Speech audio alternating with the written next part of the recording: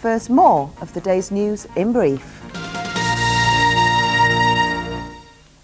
West Yorkshire Police have revealed within the past hour an elderly woman found dead in her home today had been murdered. The body of 94-year-old Dorothy Wood was found at her home in Whitby Avenue in Huddersfield. The former school nurse...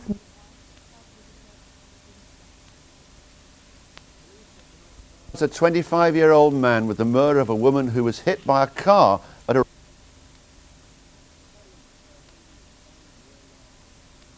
by customers and staff from the Fleece Inn at Ripponden. A 17-year-old boy is undergoing surgery at the moment after being stabbed in an incident outside a school in Leeds. The boy, who hasn't yet been named, received cuts to his back, chest and hands. It happened at the entrance to Roundhay High School this afternoon. And that's the news in brief. Turn now to the latest concerns over so-called get-rich-quick schemes and warnings from trading standards officials that people should not put their money into them. It comes as yet another scheme has been brought to the attention of the Department of Trade and Industry, and as the government considers a fresh clampdown. Thousands of people lost money when the plug was pulled on Doncaster-based Alchemy. Well, now some victims of the failed cash club have received invitations to join another scheme. Here's this report from Katie Oscroft. Retired now after 18 years as a miner, Vic Smith still rues the day he sank his £26,000 redundancy into the get-rich-quick scheme Alchemy. It was wound up and he lost the lot, yet he was promised the earth. That I was going to be a millionaire within 2 years.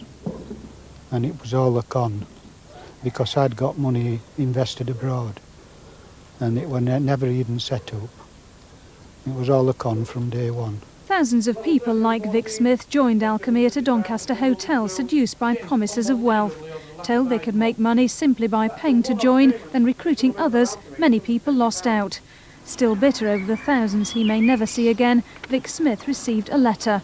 He was invited to the same hotel for a business opportunity. Based in Amsterdam, the address of the UK contact for the Future Trading Corporation is that of a former Alchemy member, who told me that both Alchemy and this new company are nothing to do with him.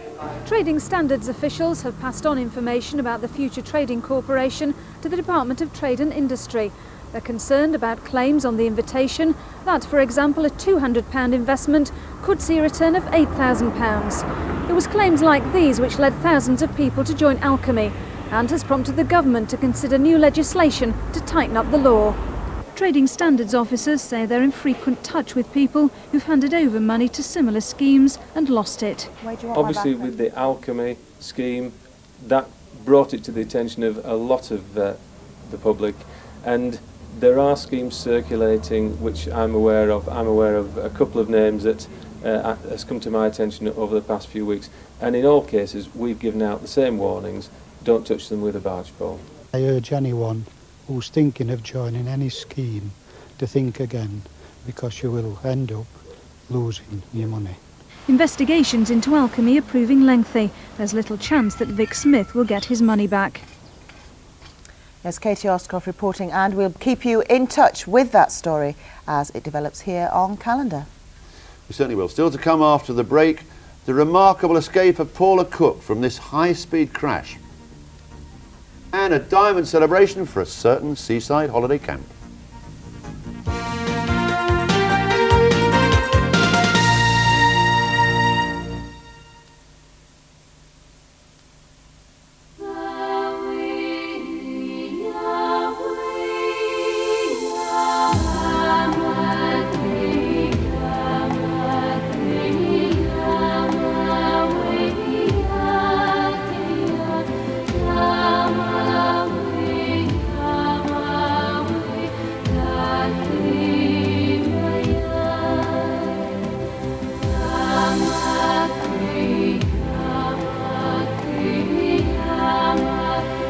Sometimes the simplest way to get things done is to strip down to the bare essentials. It's a belief we share at Cheltenham and Gloucester.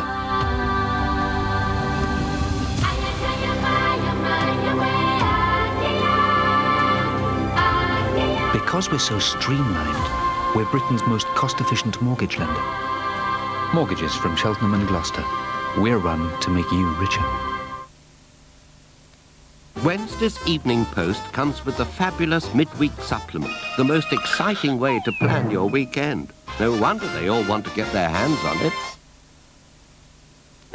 If only golf was as easy as going around at Farm Foods. 6 Matthews turkey steaks, $1.69. How's that for a birdie? Tagliatelle or cauliflower cheese, twin pack, $1.49. The way to a man's heart, love. Swinging McCain pizzas, $1.59. And don't miss the strawberry splits, 99p for 10. Farm Foods. To save you money, we stick to the things you like.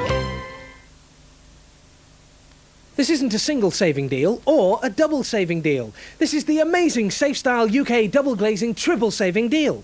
When you buy any UPVC windows or doors, we'll give them to you for less than half price. Not only that, pay 1 penny deposit now and don't pay for your windows and doors until next year. And 0% finance is available. So there it is, the amazing SafeStyle UK double glazing triple saving deal. Ain't that right, Mr. Carter? Mr. Carter? Mr. Carter? Call now on 0800 106 107. I bought this pair and I got these free sunglasses. I'll take mine everywhere. On holiday. Free prescription sunglasses with full UV protection from Vision Express. With Cheltenham and Gloucester mortgages, there are no valuation fees, no application fees. They don't insist you buy their buildings and contents insurance. They don't sell endowment policies. In fact, their mortgages have absolutely no strings attached. But what's really exceptional is that they come with up to £7,500 in cash as a gift. And because C&G mortgages are also available at Lloyds Bank, they're even easier to get hold of. Ring 0800 333 900 and see how Cheltenham and Gloucester is run to make you richer.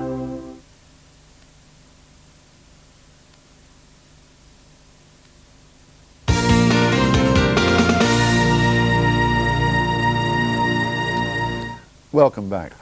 Now, if you live in North Yorkshire, you're more likely, apparently, to have a road accident than in any other area with a similar population. So today, as a new campaign was launched nationwide to stop drivers speeding, the police there started an unusual campaign to reduce the problem and educate motorists.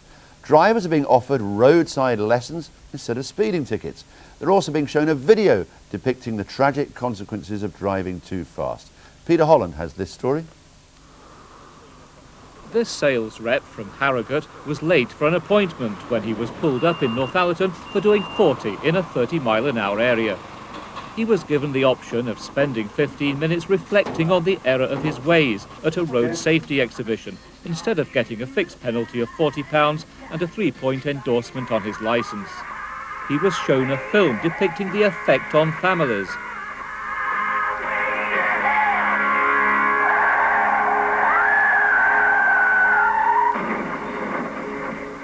Last year, North Yorkshire, with 6,000 miles of roads, had the worst accident rate of any police area.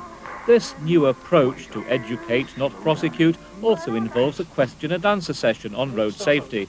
The aim, by making drivers more aware of the dangers of speeding, is to cut the number of casualties. I appreciate the position. Being a father myself, I totally understand.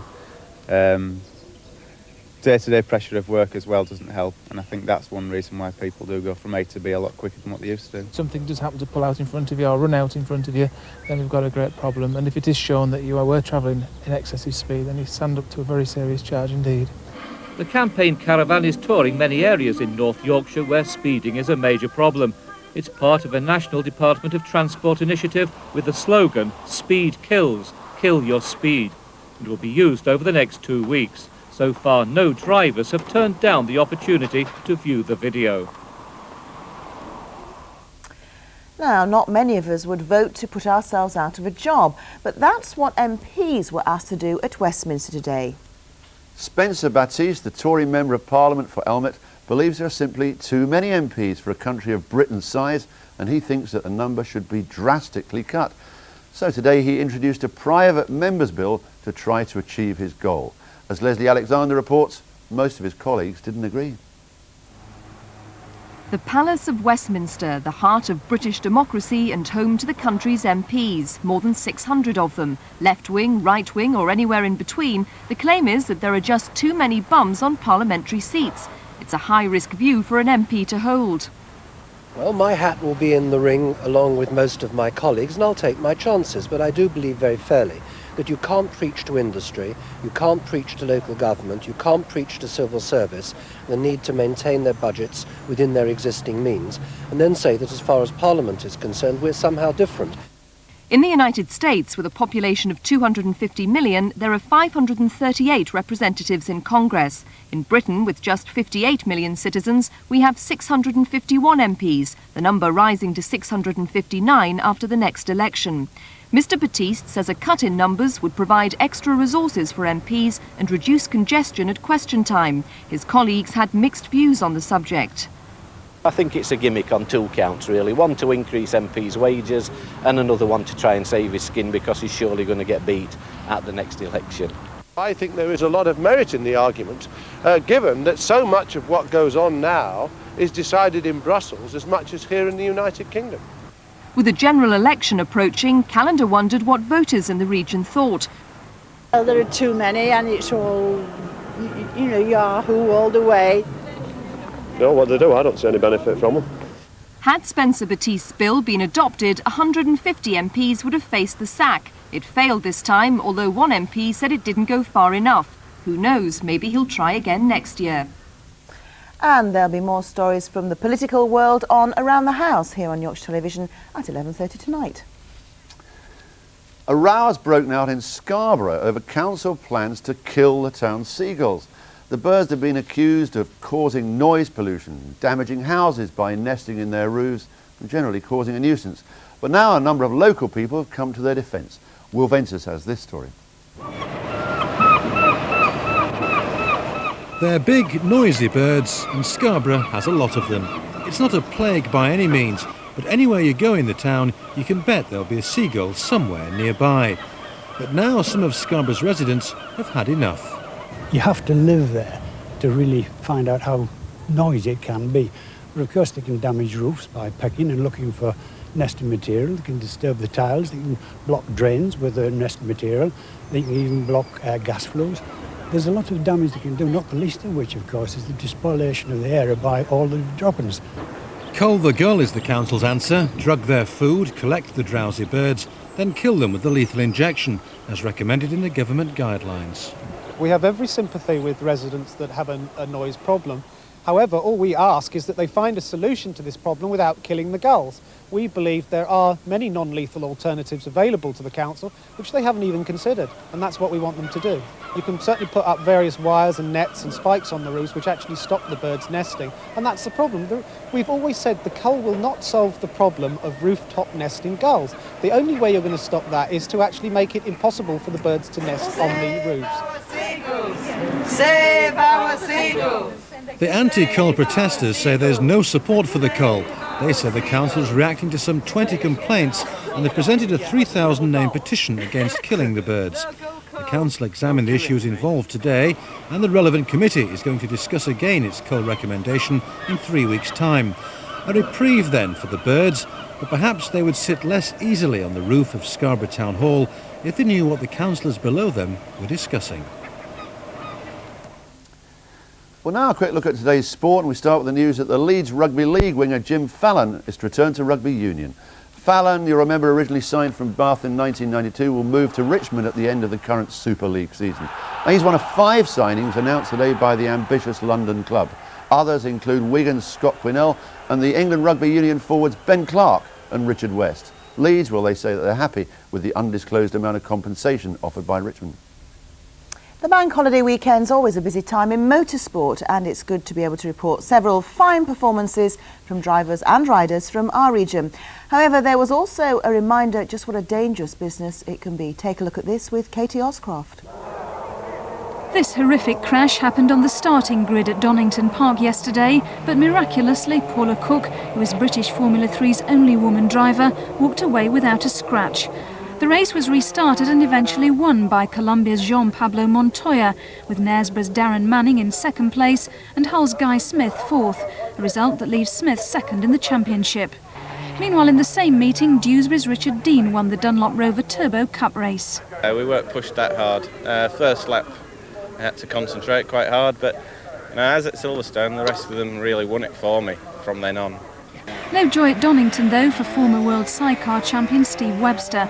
On his return to the sport after retiring 18 months ago, he and his new passenger, Dave James from Wisbech, were forced to retire from the first round of the British Championship with engine trouble.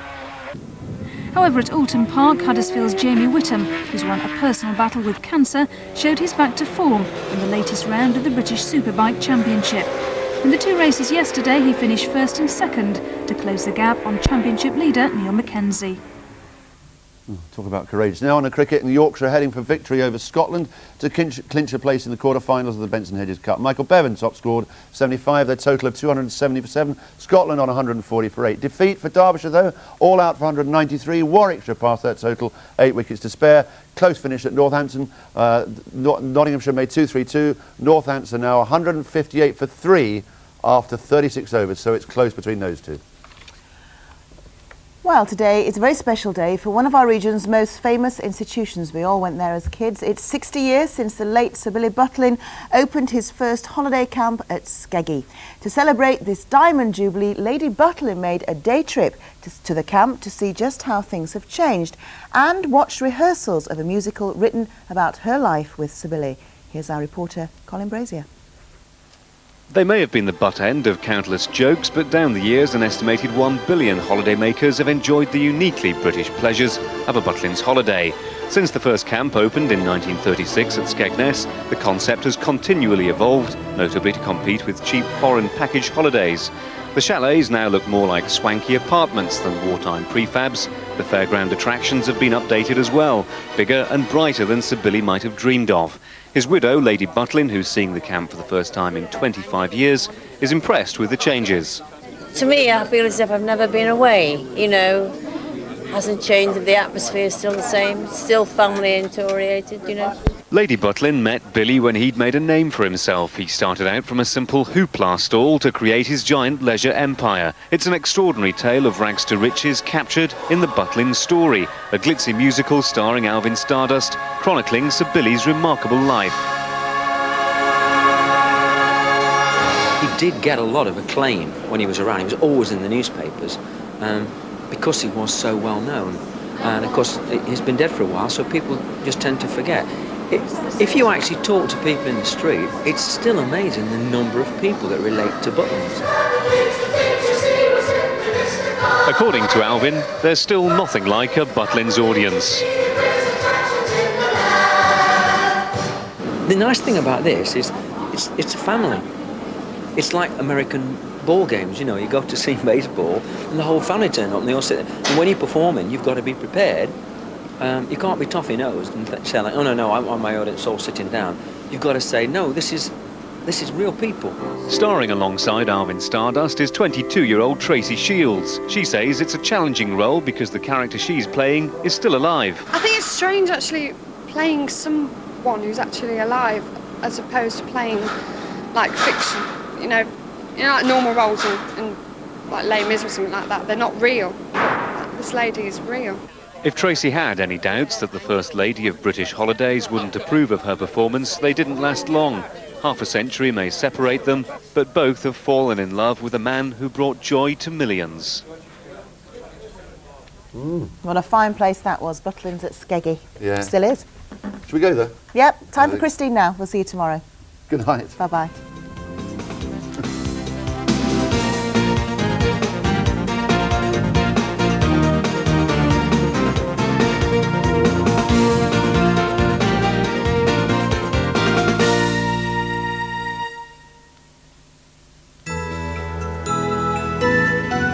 Bringing power to your home. Yorkshire Electricity, sponsors of the YTV weather. Hello, good evening. One of the most noticeable features of our weather at the moment is the fact that it's so cold. It's all down to an area of high pressure which is dragging in northeasterly winds from across the sea. If we take a look at today's satellite picture, we have a thick band of cloud down towards the south associated with low pressure. It's not affecting us, but is causing a few showers in northern France. Up towards the north, the area of high pressure, and over our region, a thick band of cloud. Although out towards the east coast and in parts of East Yorkshire, it did break to allow some sunny intervals today. For the remainder of this evening, staying quite bright, perhaps even the odd sunny interval, with temperatures reaching around 12 Celsius.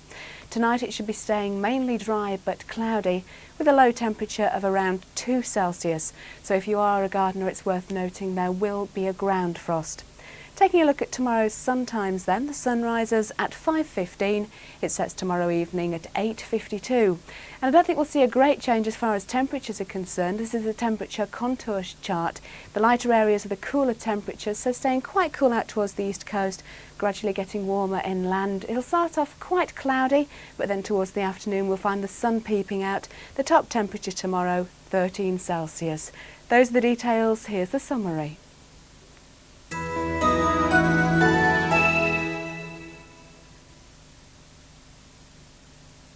Time now in Yorkshire for Tonight with Christine Talbot.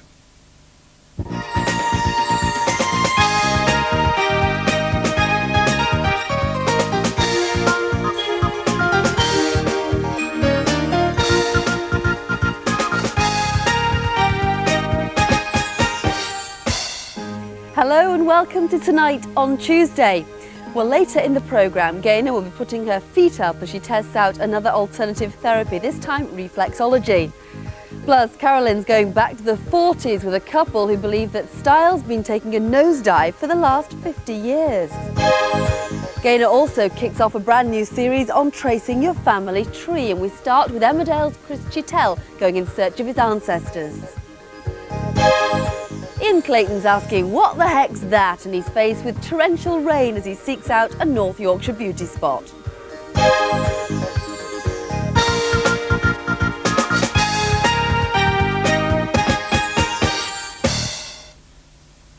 But we start with fashion, and this week we're heading back in time all the way to the 40s. We're going to meet a couple who take their fashion very seriously indeed, and Carolyn's in to tell us all about them. Who are they? Well, Glenn and Melanie Sanderson are from Sheffield, and they're so obsessed by the 40s that they live the 40s. That's their whole lifestyle. If they go to a friend's house for a dinner party, they start to feel uncomfortable and they've got to go home to go back to their sort of war environment. So when we visited them, I felt I had to look the part. Let's see. It was a time of rationing, of make, do and mend. Hardly the best of times for fashion. But despite all this, the 1940s still produced a very distinctive style. It was glamorous, it was elegant, and it still has its followers today. Hey, good looking, say what's cooking.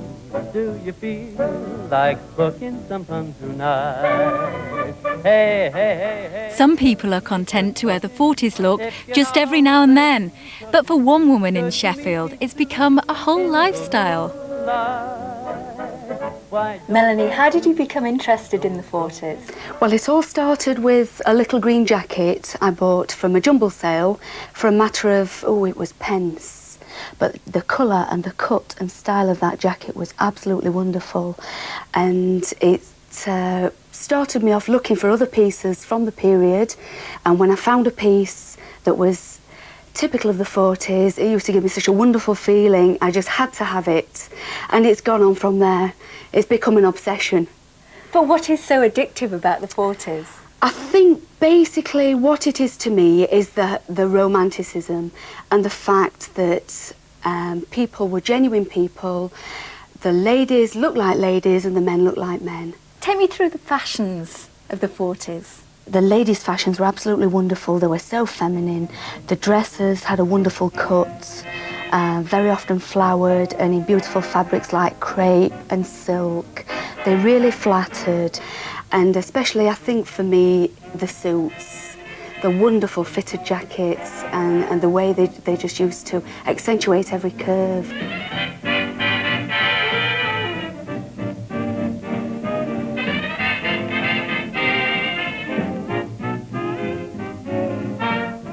How could they be so glamorous when it was a period of hardship? Well, it was a difficult time, but was most women in England used to rally round and make the best of it, and they really did use household products to produce their cosmetics and even to smell nice. For example, they would use great blacking to do their eyebrows and their eyelashes, sugar water for hairspray, and even beetroot stain was used for the lips in extreme cases when they couldn't get lipsticks. Tell me a little bit about the stall that you run. Because I've collected 40s clothing for 15 years at least now, I started to outgrow my wardrobes, my bedrooms, and because it got to be an obsession, I had to do something with the overspill. Yes, certainly.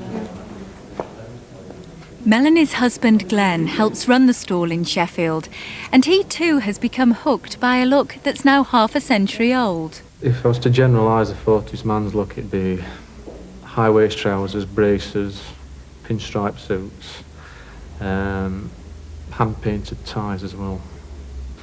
Definitely a trilby.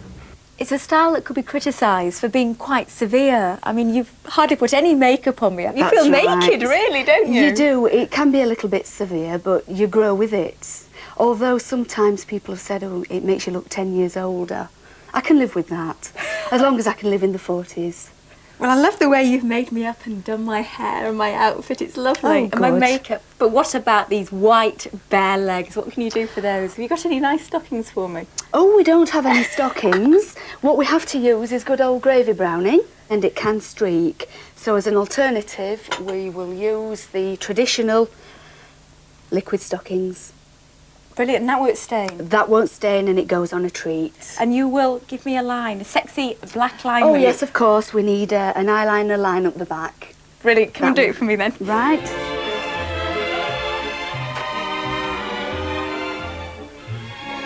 Leg up. Thank you. It's a funny colour, isn't it? It's sort of a reddy. Oh, it's a wonderful colour. What is it? A combination of food colouring and various other things. Oh, no.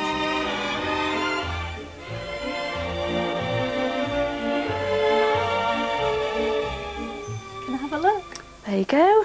It's not bad. It needs practice, I'm afraid. It's not bad at all.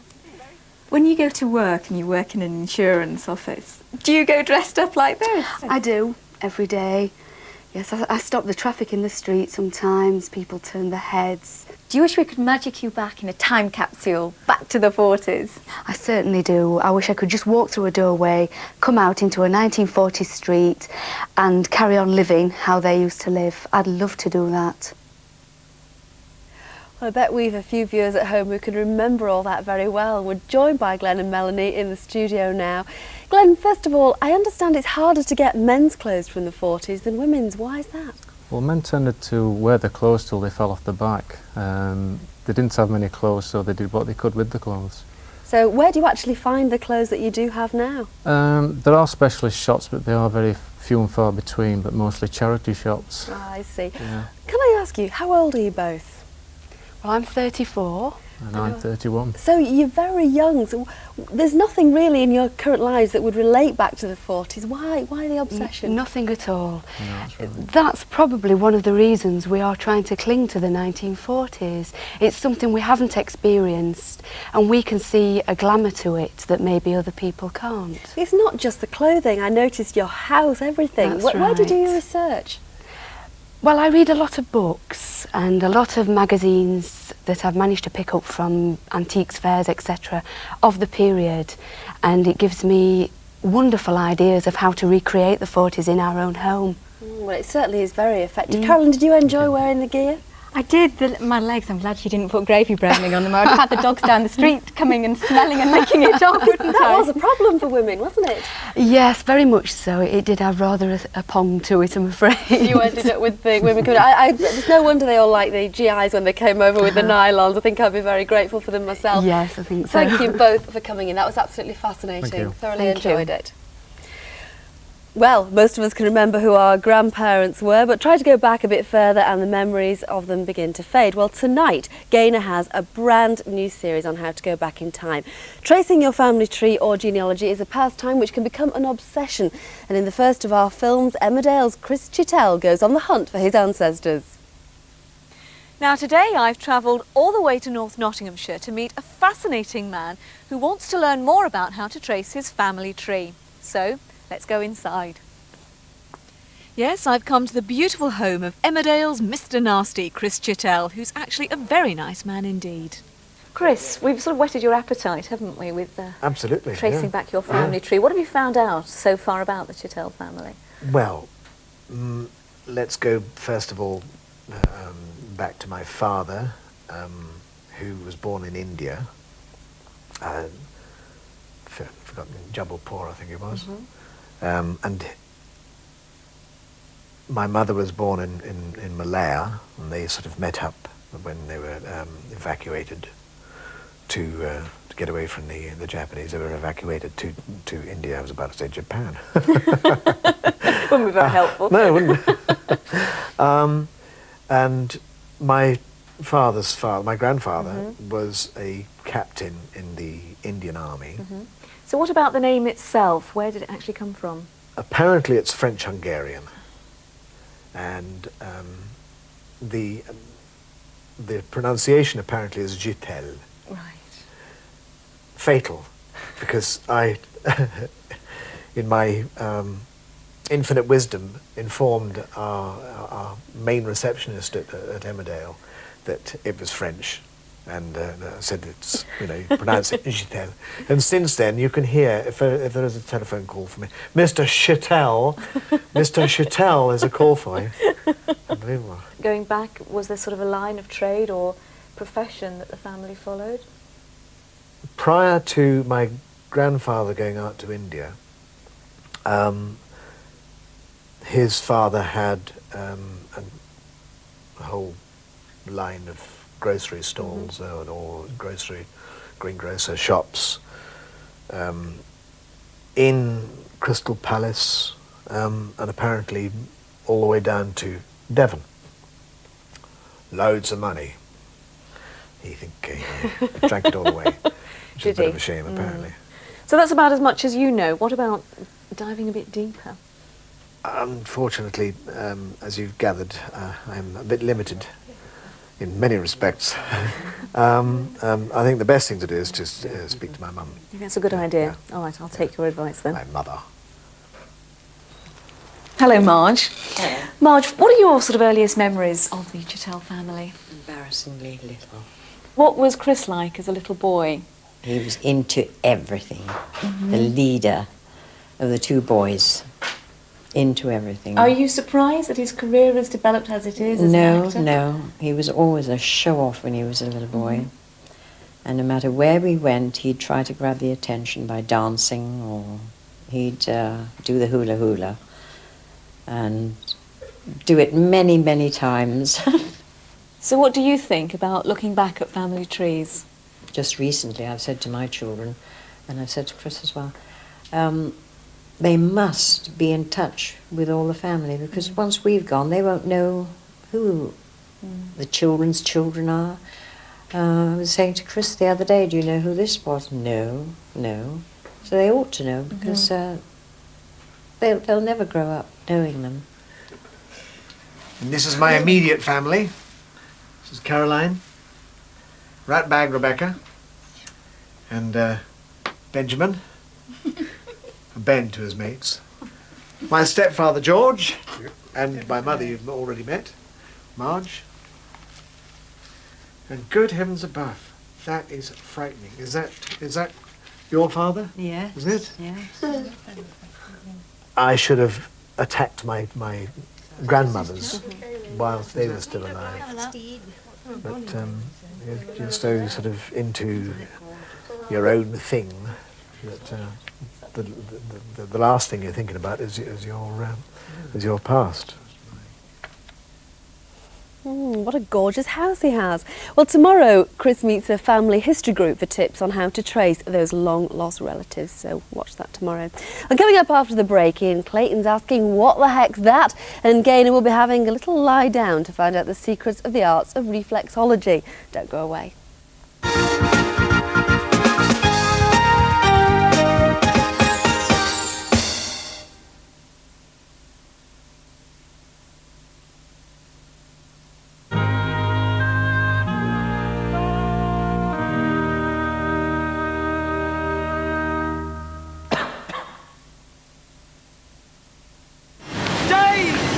busy. That's a good sign. We're busy, but we always like new customers, you know. Perhaps you need your telecommunications systems updated.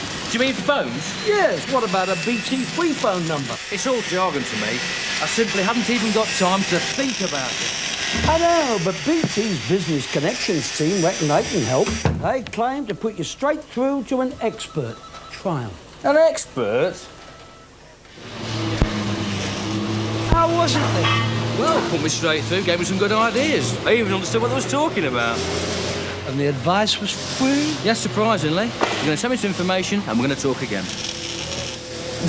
Call BT Business Connections on 0800 800 800. Be smart, BT.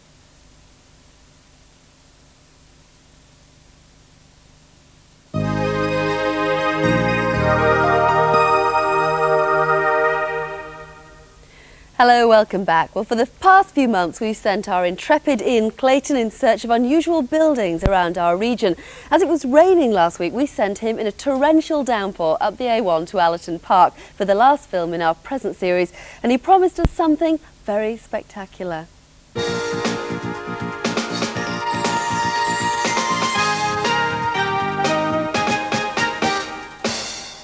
Now what?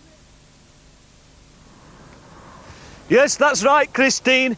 And I've decided to go out with something quite spectacular. Now, should I do? Nah.